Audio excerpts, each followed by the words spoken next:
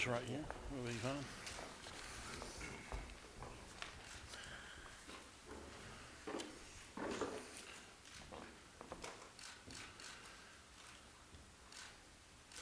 Good morning, ladies and gentlemen. Thank you. As I briefed you prior to us coming up, Mr. Parton will have a brief opening statement, then we'll open the floor up for questions from the media. We will have a wireless microphone. Jennifer Smith will be holding the microphone and will ask each news organization to state your name, news organization, and your question. On the stage with me this morning is Randy Parton, his wife Deb. Directly behind me is Rick Watson, Nick Ellis, and Scott King. We'll open the floor up for Mr. Parton. Thank you all for being here. I hope we're all among friends, but I'm feeling pretty friendly. But thank you all so much for coming out. Prepared a little bit of a statement. Borrowed my wife's glasses. I left mine at the house, so I hope you'll bear with me here. But, in 2005, when I was working as a headliner performer at Dollywood, I was approached about the opportunity of a lifetime. The chance to star in my own show in a theater with my name on it in Roanoke Rapids, North Carolina. Now, Roanoke Rapids had lost hundreds of textiles and manufacturing jobs, and the leaders wanted to build an entertainment district to bring dollars and jobs back to the community. My wife Deb and I saw it was a true blessing to become part of such a wonderful project. For nearly 3 years, Deb and I have worked with the city to get the Parton Theater up and running. We took the advice of the local leaders and their experts to guide us through the process. We dedicated our lives to this project. As you know, the city conducted its own feasibility study about how this project could be successful. This study, done back in 2005, showed that without hotels, retail, and other types of entertainment, it would be tough for this theater to make it on its own. When we took the key in March of 2007, we had our work cut out for us. We had to start making the rent payments right away based on the total amount the city had financed. This included $13 million for the theater financing, $3 million in a startup reserve fund, and nearly $6.5 million in a second reserve fund for the city had.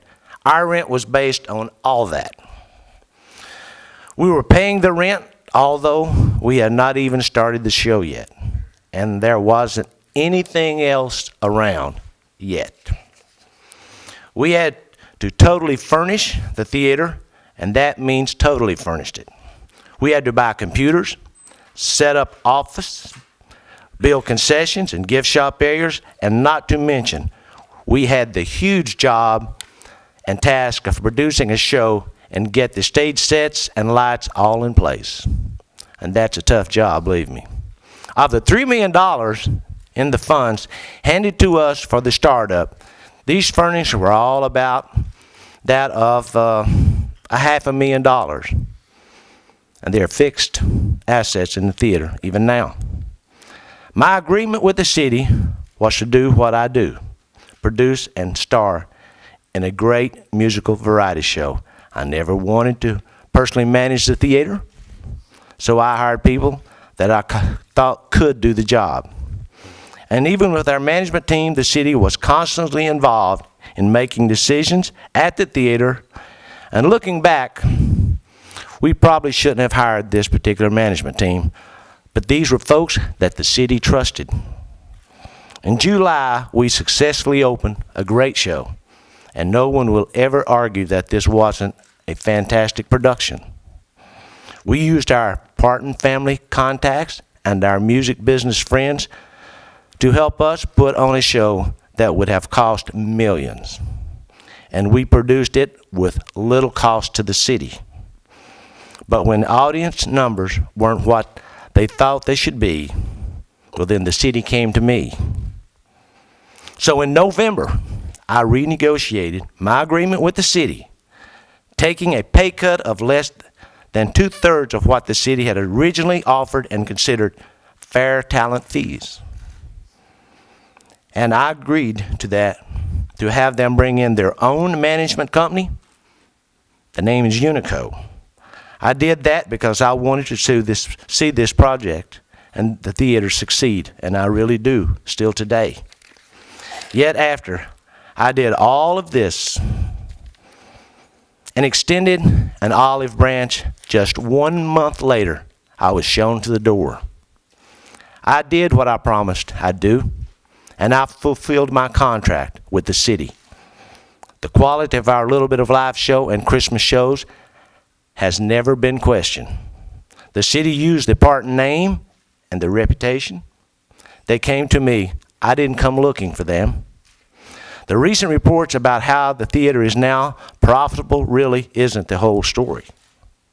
They aren't giving credit to us for the shows and tickets were sold, booked, and sold for the holidays. Motor coach bookings are the gospel extravaganza. Today I'm here because I truly want to see this theater succeed, whether my name is on it or not, and I don't think it is now.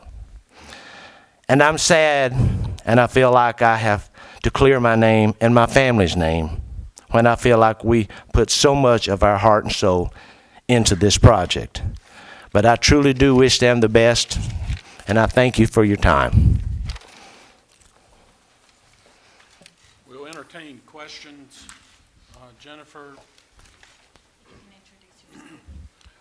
Yes, my name's Don Carrington. I'm with the Carolina Journal. Well, hello, Don. Hello, Randy. Thanks for coming, and I Sure. really appreciate you addressing the group here. You said that the city recruited you to come to Roanoke Rapids. Didn't Rick Watson first recruit you to come to North Carolina? Absolutely, he did. This is, Rick Watson saw this dream before anybody else. But as much as I know about North Carolina politics, I know that it was Rick's job to have to take me to every district. I think there's 16 in the Northeastern Partnership that he had overseen. Am I correct in that? So he took me to all of them. Or if he didn't take me to them, one of his constituents or the folks that work for him did. I decided on Roanoke Rapids simply because the city and the city council was so open to the idea and was craving for something, and it's obvious that they have a great place for it there because they have the traffic flow and it's been there a long time. So you step out there, you got to know there's people traveling out there, millions of them. Okay, one quick follow-up, Mr. Parton. All right.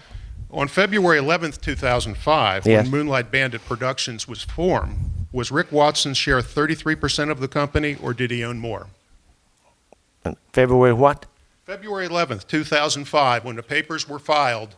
Mr. Parton, please. I'm asking Mr. Parton. I understand that, Mr. Carrington. I'm asking Mr. Parton. I understand you are. As far as the formation of any of the businesses that Mr. Parton was involved in for the operations of the theater, those are private matters, and we're not going to discuss those today. But I appreciate your question.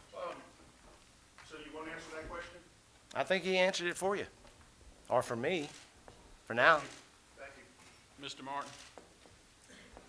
It's Lance Martin. Hello, Lance. Hey, Randy. Roanoke Rapids Daily Herald. I know you well. Yes, sir.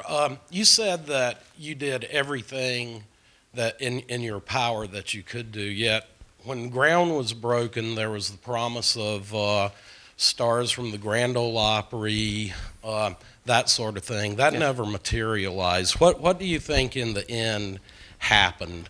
How do you think that did not materialize, Les? I was open for basically 4 months. We built a show that technically takes 6 to 9 months. Then we turned around with a matter of weeks and built a Christmas show, which was very good. And the first show after that was the Gospel Extravaganza. These things take time. I know it looks easy to the lame person out there in the audience going, wow, that looks pretty darn easy. But it takes months and a lot of planning. The folks would have come, and I planned on having them there, even Dolly.